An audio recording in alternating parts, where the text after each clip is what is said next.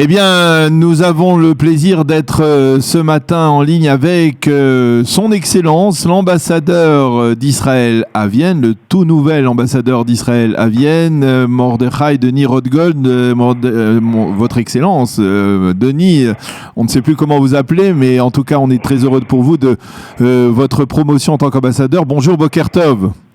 Boker Tov, Daniel. Merci d'être avec nous donc ce matin. Boker Tov à tous les auditeurs. Voilà, alors ce sont des auditeurs qui vous ont connu lorsque vous étiez au ministère des Affaires étrangères, dans différentes fonctions que vous avez occupées, en particulier dans le domaine de la Hasbara, et vous êtes donc vous avez été nommé ambassadeur d'Israël à Vienne, et vous avez pris vos fonctions très officiellement, très solennellement la semaine dernière, jeudi dernier. Vous avez présenté vos lettres de créance au président autrichien. Alors racontez-nous d'abord cette journée qui, je suis sûr, pour vous, représente une journée extrêmement marquante dans votre vie. Tout à fait, c'est toujours une cérémonie très émouvante. J'ai donc présenté mes lettres de créance en tant que représentant officiel, ce qu'on appelle ambassadeur extraordinaire et plénipotentiaire de l'État d'Israël auprès du président de la République autrichienne, Alexander Van der Bellen. La cérémonie a lieu dans le palais de la Hofburg, qui était autrefois le palais des empereurs d'Autriche-Hongrie. C'est assez classe, quand même. Ce qui est assez, effectivement, impressionnant. Et la cérémonie comportait donc la remise des lettres de créance elle-même auprès du président, avec une petite conversation, suivie ensuite d'une garde d'honneur dans la cour de la Hofburg, d'une compagnie de la garde de l'armée autrichienne. Et je dois dire, ce qui était très émouvant, c'est d'entendre ensuite les deux hymnes nationaux, en particulier en tant que représentant d'Israël, être donc passé en revue une garde d'honneur de l'armée autrichienne qui joue la Tikva. Ça a une signification très forte. Et ce que j'ai fait ensuite, après la cérémonie, je suis allé avec l'équipe de l'ambassade à la Bibliothèque nationale autrichienne où sont conservés des manuscrits de Theodor Herzl. Theodor Herzl étant un peu le personnage qui fait le lien entre l'Autriche et l'Israël moderne, et je crois que pour chaque ambassadeur à Vienne qui a cette émotion de pouvoir représenter l'État d'Israël dans la ville où Theodor Herzl a écrit l'État juif, c'est une inspiration très forte. Bien entendu. Et qu'est-ce que vous avez ressenti? À quoi avez-vous pensé plus particulièrement sur le plan personnel lorsque vous avez remis ces lettres de créance au président autrichien? C'est une forme d'aboutissement aussi pour, d'une certaine manière, votre carrière au sein du ministère des Affaires étrangères de diplomate? Tout à fait. Arriver au poste d'ambassadeur, c'est un peu après presque 30 ans de carrière, c'est un chapitre très important qui s'ouvre. C'est une mission que je commence maintenant qui va durer en principe 4 ans.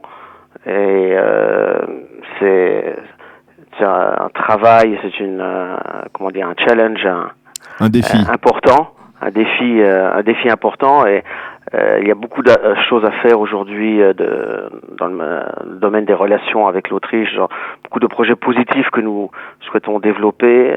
Les relations entre les deux pays sont à un très bon niveau. Et au niveau personnel, comme vous le dites, je le répète, écouter la Tikva, Liot Am Chofshi Be'artzeinu, dans ce genre de moment, ça prend toute sa signification, en particulier pour moi en tant que petit-fils de déporté. Être ambassadeur dans un pays comme l'Autriche, ça a une signification très grande de pouvoir justement reconstruire et regarder vers l'avenir après un passé douloureux. Alors, je voudrais qu'on parle un peu justement de ces relations entre Israël et l'Autriche, mais avant cela, peut-être parler un peu justement de l'atmosphère qui règne en Autriche. Est-ce que ces multiplications d'actes antisémites que l'on constate un peu partout en Europe, en France bien entendu, mais aussi aujourd'hui en Grande-Bretagne, est-ce que c'est aussi la réalité douloureuse en Autriche, à Vienne en particulier? Il y a un fléau qui malheureusement ne nous quitte pas depuis de nombreuses années, et l'Europe en général est touchée, mais je dois dire que en Autriche, le gouvernement, les gouvernements ces dernières années ont fait des efforts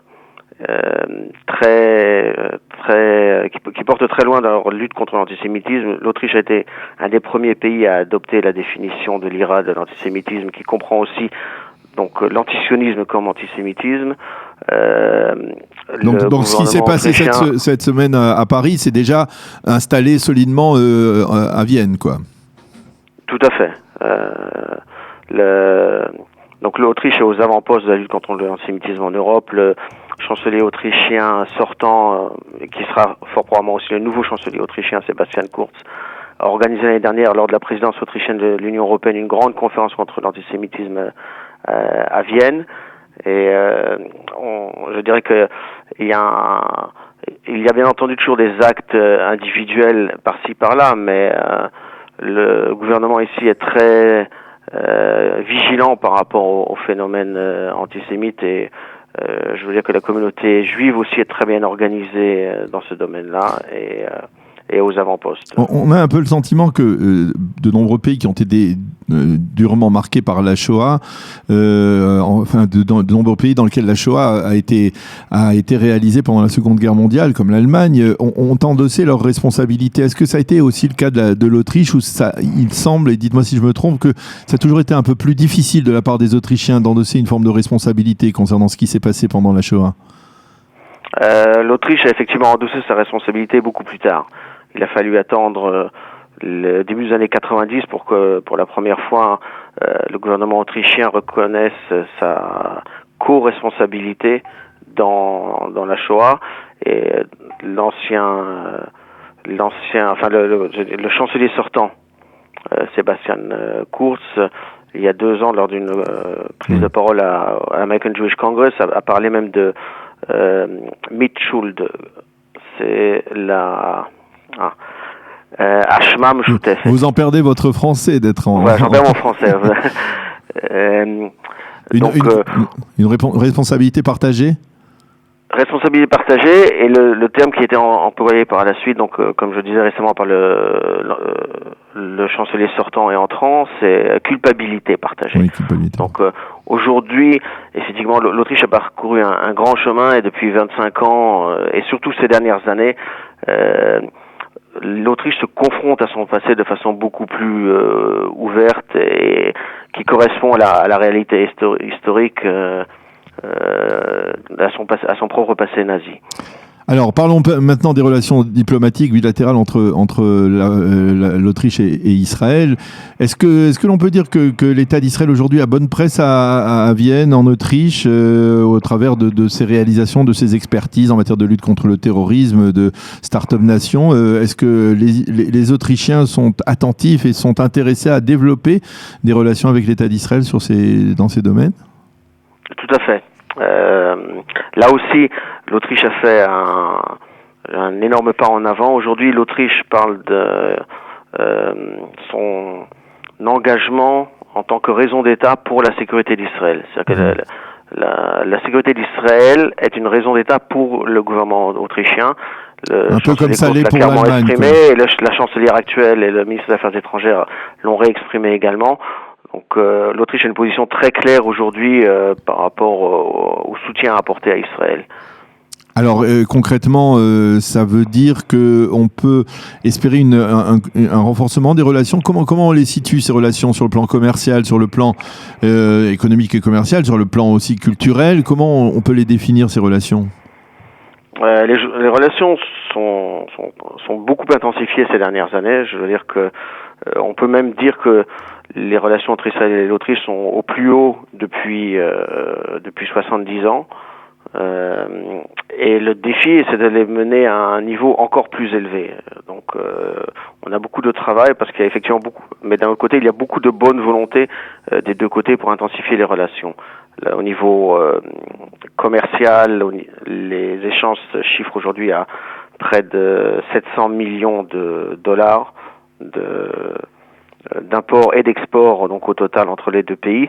C'est déjà une somme très importante, mais nous pensons que ça peut aller encore plus loin. Aujourd'hui, l'industrie autrichienne, qui est très forte, voit un intérêt croissant dans les partenariats avec les technologies israéliennes. Dans le domaine culturel, les échanges sont très intensifs. Vienne, l'Autriche est un centre culturel où beaucoup d'artistes israéliens aussi peuvent se performer dans tous les domaines, que ce soit la peinture, la musique classique bien entendu, mais aussi la musique moderne, le cinéma. La semaine prochaine, nous avons un petit festival de cinéma israélien ici à Vienne par exemple. Et donc nous avons beaucoup d'ambition pour développer les relations dans le domaine économique au sens large, c'est-à-dire que ça ne comprend pas seulement les échanges commerciaux, mais aussi les coopérations dans le domaine scientifique, technologique, les investissements, les projets communs au niveau bilatéral comme au niveau européen dans la recherche, par exemple. Ce sont là les buts que nous souhaitons atteindre dans les années à venir. Et un autre domaine qui est d'importance également, c'est renforcer les relations entre les jeunes générations d'Israéliens et d'Autrichiens. Mmh. Alors, sur le plan politique, ou on va dire concernant la situation ici au Proche-Orient, est-ce que l'Autriche pourrait être peut-être une sorte de petit fer de lance pour en faveur d'un changement de la position de l'Europe par rapport à l'État d'Israël, un peu sur le modèle de ce que font les États-Unis aujourd'hui? Ou alors finalement l'Autriche aujourd'hui s'inscrit véritablement dans la ligne traditionnelle européenne, le fameux principe de 2 États pour 2 peuples, le règlement, la problématique des implantations, etc. L'Autriche est membre de l'Union européenne. L'Autriche n'est pas une grande puissance au niveau international. C'est un État d'ailleurs qui est défini comme neutre, comme la Suisse ou la Suède au niveau de son statut international. Mais ce qui est intéressant à remarquer, c'est qu'effectivement hier, il y a eu un vote à l'ONU sur des résolutions que l'ONU prend chaque année en faveur des Palestiniens. Et il y a eu un vote en particulier qui permet à l'ONU de financer et de soutenir le département qui s'occupe des affaires palestiniennes. Sur ce dossier-là spécifiquement, hier, pour la première fois, 12 États européens ont voté contre cette résolution, donc ont voté en quelque sorte avec Israël et les États-Unis, et l'Autriche faisait partie de ce groupe de pays européens qui ont pris position en faveur d'Israël. Alors une dernière question, Mordechai Rothgold, la communauté juive autrichienne, je suppose que ça sera aussi une partie de vos activités de représenter l'État d'Israël auprès de cette communauté. Comment on peut la définir? C'est une communauté qui s'est reformée et qui aussi a reçu, on va dire, un apport substantiel de communautés de l'ex-Union soviétique en particulier? Oui, on peut le dire, la communauté juive en Autriche est principalement concentrée à Vienne. Bien entendu, elle n'a plus l'ampleur qu'elle avait avant la guerre, mais elle s'est reconstituée. C'est une communauté très bien organisée avec toutes les institutions, que ce soit les synagogues, les restaurants kasher, les institutions culturelles et sociales, une école, plusieurs écoles juives d'ailleurs, très très bien organisées. Je suis époustouflé par voir l'excellent niveau d'hébreu des jeunes juifs viennois qui vont à l'école. Il y a combien de juifs aujourd'hui à Vienne? Il y a 8000 juifs aujourd'hui, et un point caractéristique qui montre à quel point la communauté est organisée, il y a même un Eruv Shabbat au centre de la ville de Vienne. Eh bien, avec une variété de communautés qui va des synagogues traditionnelles jusqu'aux communautés Haredi, en passant par une communauté libérale. Donc il y a un peu de tout. Vraiment un choix impressionnant. Eh bien, Mordechai Rothgold, merci beaucoup d'avoir accepté de répondre à nos questions ce matin, une semaine donc après votre présentation des lettres de créance et votre prise de fonction officielle d'ambassadeur d'Israël à Vienne, en Autriche. On vous souhaite bien entendu beaucoup de réussite dans votre mission pour représenter l'État d'Israël dans ce beau pays qu'est l'Autriche. Merci d'avoir été avec nous ce matin et Shabbat Shalom. Merci beaucoup Daniel, et Shabbat Shalom à tous les auditeurs. Toda Rabba, Denis. בכיף, תודה. Bon, merci beaucoup. בהצלחה.